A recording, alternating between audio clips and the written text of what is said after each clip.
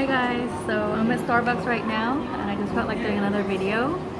Today actually this is not really about my business item, which is the fashion image consulting and fashion coaching. I really wanted to talk more about the business side, being a small business or what they call like a one-person operation, because I don't think there's enough material or courses out there to help such a small sized company or practitioner, whichever you choose to call it. Yeah, I just want to share what I've been learning so far.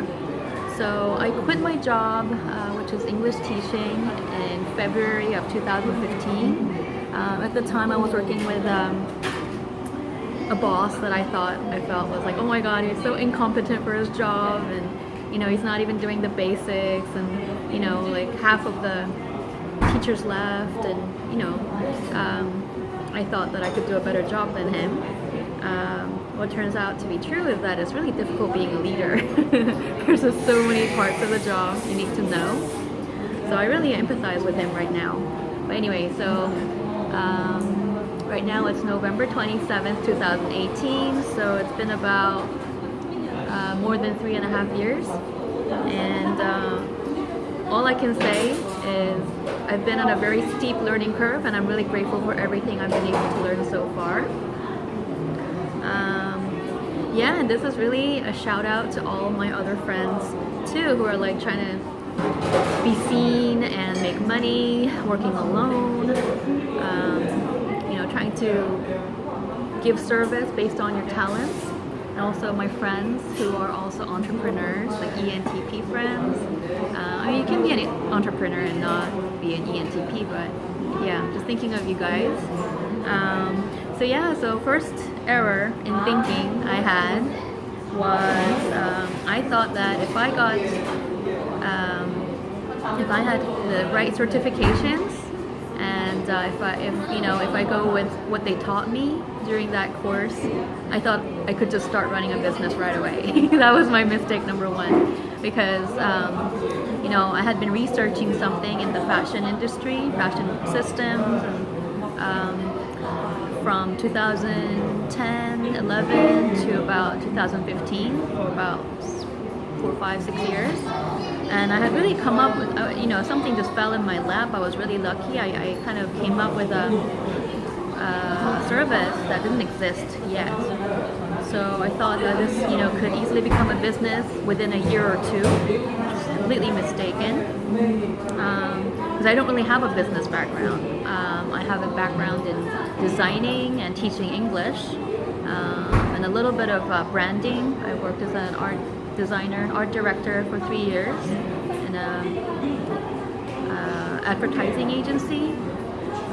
But anyway, so yeah, like getting certified in identity coaching and then in image consulting, I thought I could somehow just put those two together and just crank out my item and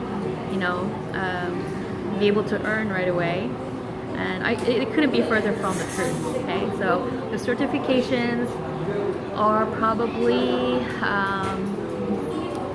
1/30th of what I needed to know to actually be able to operate. So you do need it, but there's like a whole other iceberg, at the bottom of the iceberg, like the part that's not visible. That's what I've been working on in the past 3 years. Okay. Anyway, so one of the things I realized after I started testing out my products and started to get, charge clients a little bit, was I needed to know something about admin side, making invoices, and I thought that money could solve the problem. I found this little service called Coaching Console, which they said that, it would solve a lot of the problems you might have as a coach, and I was kind of, an identity coach or fashion coach. So I thought that, by spending about $130 every month, all of my problems there would be solved. I don't want to demean what they're doing, but I have been trying to follow all their videos and everything, but because I didn't have the basic idea of admin and invoicing and also like taxes and stuff like that, accounting, whatever they had just like, went over my head. I spent about a month, 2 weeks to about a month trying to figure something out with that. But that's when I was really brought to my knees because at the time I hadn't even really kept my own personal finance records. And so, yeah, I really had to accept the fact that, without knowing how to do bookkeeping, like basic bookkeeping and stuff like that, there was no way I was going to be operational just on my own. And because I'm not really able to trust people or even hire people at the time, I couldn't just hire somebody to do it. So yeah, anyway, one thing led to another, and the year after that, I saw any. So what I remember then is I had to start working on my own finances. I started to keep track of my personal finances, all the stuff I was spending and what was coming in and going out. I really had to start with the very baby steps. And so I got more used to using the Excel sheets. And I kept that up for about a year, 2 years, and then I started to just focus on doing a lot of writing. I was in a writing group because my Korean was not so good.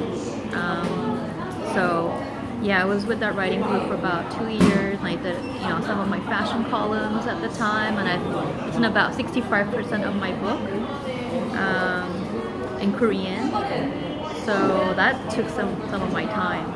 Now, the thing about the fashion column, it gave me some exposure, and because of the networking I was doing with the writers, I was, doing a weekly column, fashion column, and somebody connected me to my first sort of package deal client, and I also got my first sort of taste, selling my service at a corporate situation. What I didn't know then, though, was like this shock that came, was even with this visibility, I was so unprepared. I didn't realize how much of the sales aspect there was going to be, having my own business. So, I had to do a lot of, give a lot of free, like a freebie session, so that because people don't know about my product, I had to spend a lot of time trying to persuade people and just let people know that this thing is here, that this thing exists.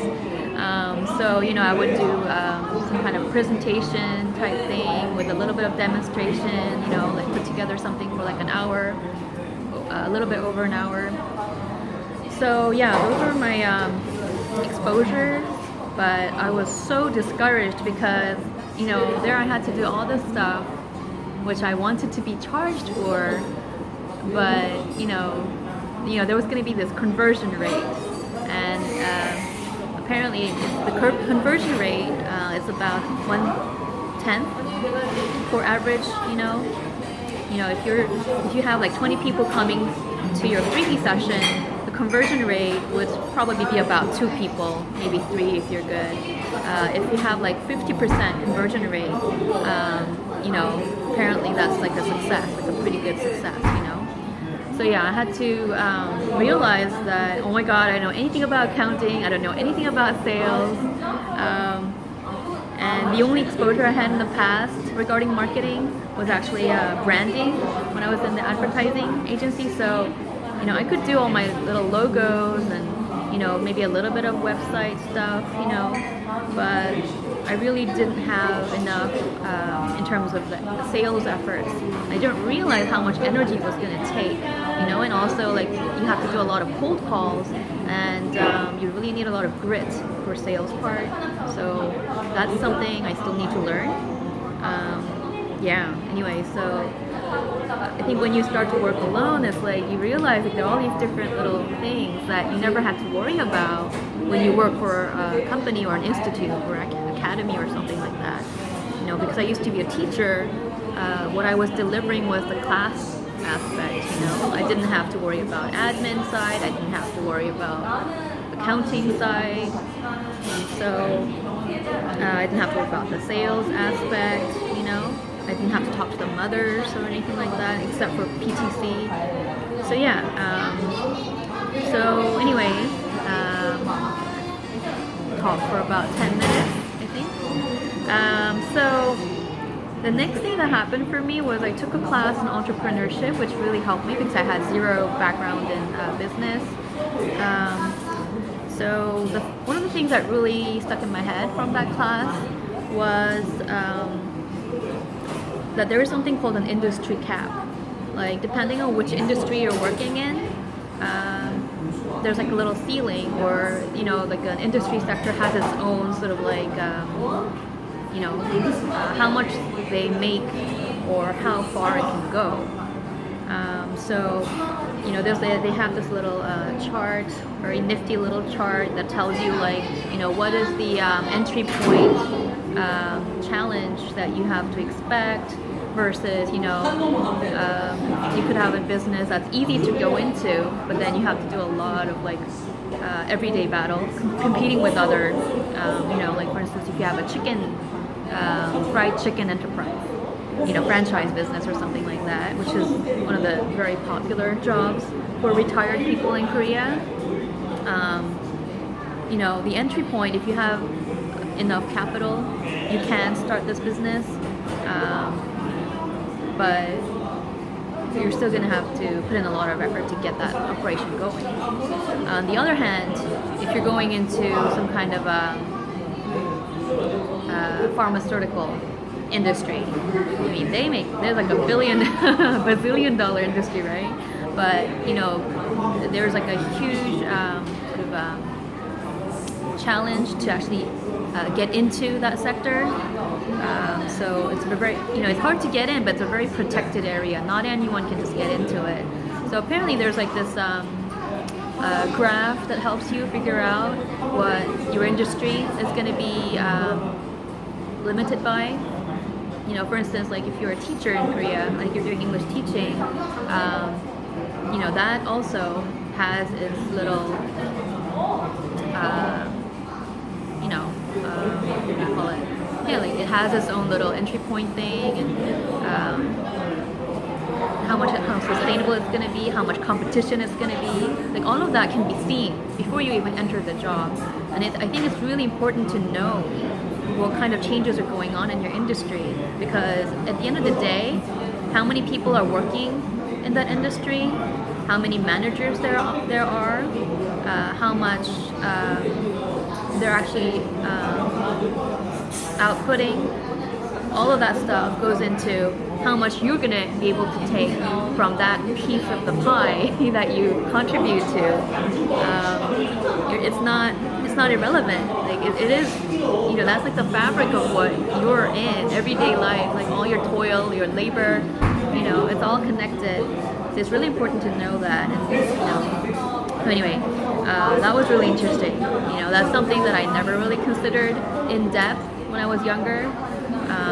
But that really interested me, that topic. I thought, whichever industry you go into, I think, it's good to have like an overall idea. Okay. Okay. So another thing that I learned from this class is really interesting for me as a design/artist background. Is that it's like the two different poles, pretty much. Like you could be on the business side of things where you're like, there's already a market, there are people who want something, their needs, met, and your job as a business person is to, the supply-demand thing, where it's okay, they need this thing, I'm going to deliver this, and then you keep repeating that, right? And that's like the first definition of a business. Like it's got to be a repeated thing. Otherwise, especially from accounting point of view, they don't even, if you're just like selling something on Etsy, that might be income generation for you, but if it's not a repetition, it's not considered a business at all. You're not going to be taken as a, business. So yeah, there's that repetition factor. So it's like becoming a factory almost, right? Like supply and demand. So that's like the business side of things. The other side is if you're more like the artist, like a crafts person type of thing, then the mindset is so different. You're like, oh my god, I want to make the highest quality of something, and it's just like you're going about it in a completely different manner. You're like, one is like really going for, okay, people need this, so I'm going to do this. I'm going to try and supply that and get money that way. And then you have the other mindset, which is the artist mindset. So in my family, my dad is more of the businessman type. My mom is more of the crafts and the masters of crafts people and like artists. Like I have very like opposing philosophies that way regarding job. But it's really important to know what your natural inclinations are and how that fits with your industry as well. So yeah, I noticed that. It was really interesting. Like you could be more of an artisan or a craftsperson, an artist who really cares about the quality of something, but to produce that, you really need funding. That's why artists always rely on patrons and So yeah, they're like my professor. He explained this concept during the class. Like you need to know which side of the pole you're trying to work with. Okay. So that was super interesting. One more thing from this class that I came away with after learning all the different, very, very basics, not even 101, like business 100, was I was really interested in something called pricing. I asked my teacher, my professor, like, okay, I need to know more about pricing. What book can you recommend? So he gave me one book recommendation, which my class read together,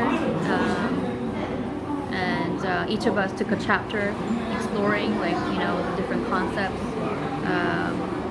about pricing, the basic, like you can make more, you have to work out, are you going to be making more money? Usually you need to know this concept called bundling, right?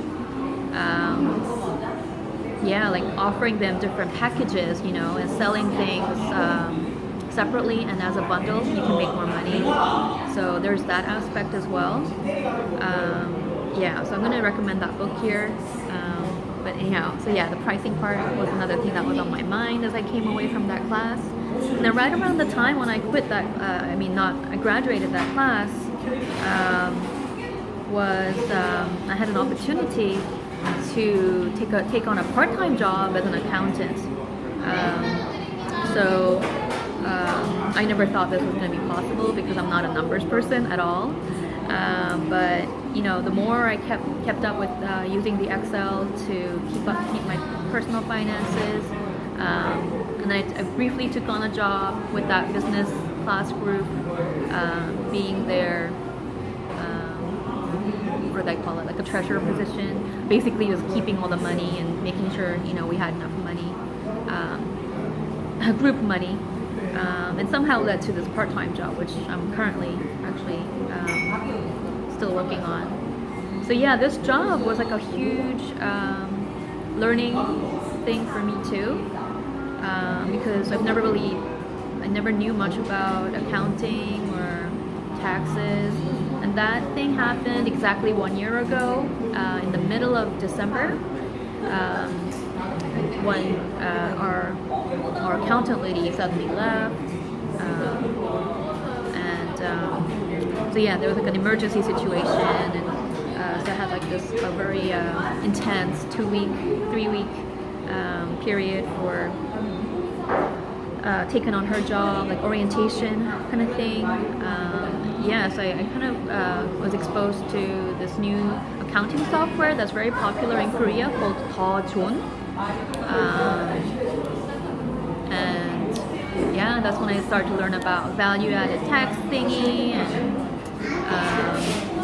I know most of these words now in Korean, but I don't know all their English translations yet. But yeah, like learning about the tax thing really helped me get over the fear of having to be my own sort of person for my company, my small company that I want to continue establishing. So I want to share more about that.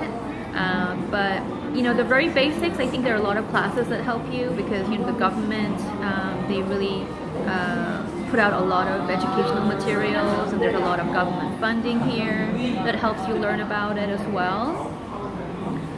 There are a lot of training programs. So I think, if you spend some time taking some of those courses, I think a lot of you can bridge that gap. I may be able to do some. I don't know, the industry, each industry is different, and how much you're going to be taxed and everything. But the one that I have been working on so far was real estate related taxes, like a small building, real estate. But anyhow, so right now, something that really helped me to think in numbers is this book written by a Japanese guy. I made a short video about it last time, like a month ago or 2 months ago. And basically, this is written by a Japanese guy called Goyama Noboru. And the Korean title is, what a CEO has to know to earn well. And the last part here is like business management, numbers for business management. Yeah.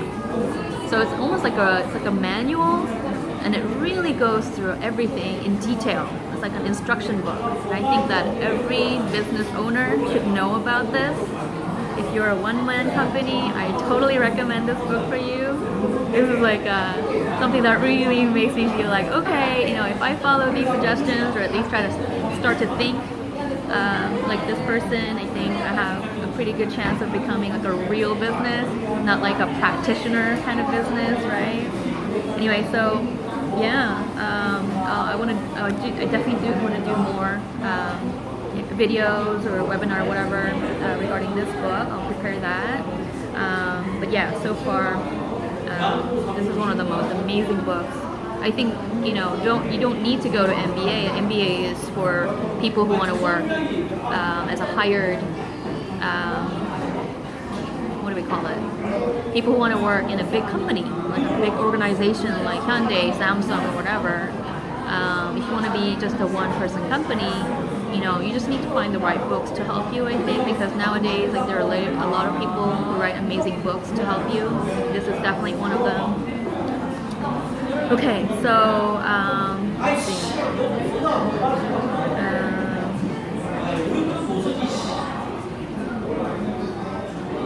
Okay, so another book that I think is totally life-changing for me, or just so helpful as a business sort of minded person, is this book called The One Thing. I've posted about this book a few times on Facebook, but I haven't made a video about it. But as I said, like, a business has to have like a repeat sales, and The One Thing really helps you focus on that. You could have a vision statement, but unless you have a repeated output or a repeated sales, that's not really a business, right?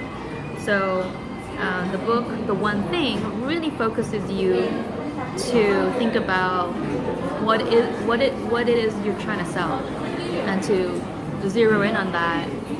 And I think that type of clarity is so important for a small-sized one-person company.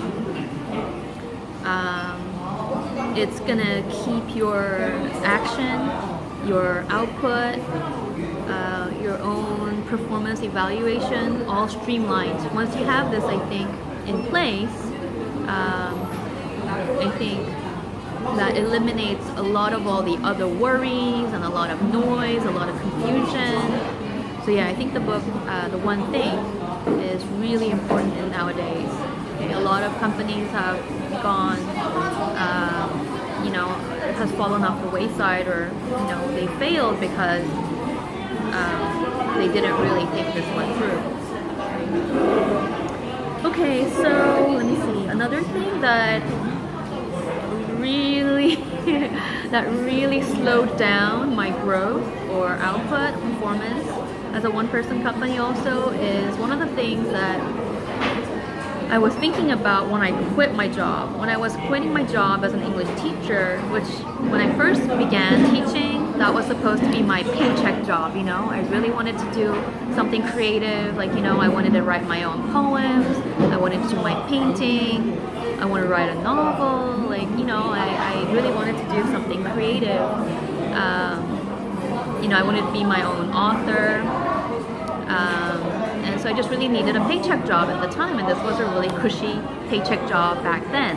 Now with the new government, previous government, I think everything changed, and teaching English, which used to be a blue ocean job, is now, in my personal opinion, is probably like a red ocean job. It's not as cushy as it used to be. The management, they have to, you know, things are tighter now. You know, there's too much competition, and you know, with the decline of birth rate, we have less and less children each year. So if you think about the number of clients, customer base that we have, you know, like Hagwons and English academies, like, it's really difficult for them to make money, especially if you're you know, a certain size. Then even the basic business model itself is at risk, you know. That's one of the reasons I chose to leave, because I felt that the business model that they were using didn't really fit reality. Anyway, so there were some things I was thinking about that I felt that I was really unhappy about, and one of the things was, you know, when like the whole sort of I'm sure everybody thinks about this. I didn't really like having to teach English, you know, because it was all like the same. A lot of my the classes I was teaching at the time, like, you know, it was like repetition. On the one hand, if you have the same repeat class, you don't have to prepare for that class, so it's also kind of nice to have that. But, you know, on the other hand, like, repeating something over and over, you know, I always love new things. I love learning new things. Like, there was like a huge clash right there, you know, for my sort of thirst for new things, and my job was requiring me to do the same thing over and over. So, you know, yeah, and then yeah, so one of the things I just really didn't want to do was to be like an instructor who had to just, you know, use material that was just given to me. You know, my job was to deliver the information. I wasn't actually making my own material or anything like that. So that was one part of why I wanted to leave. And the other part is that, you know, just being an employee, regular employee, I felt that I really didn't have a lot of negotiating power. So I really felt that I really felt this frustration and powerlessness. That just being a regular employee just, you know, really meant, like, you know, I really felt like a factory worker. And I really wanted to escape that, you know. I really wanted to sort of be able to overcome that situation. I really wanted to, you know,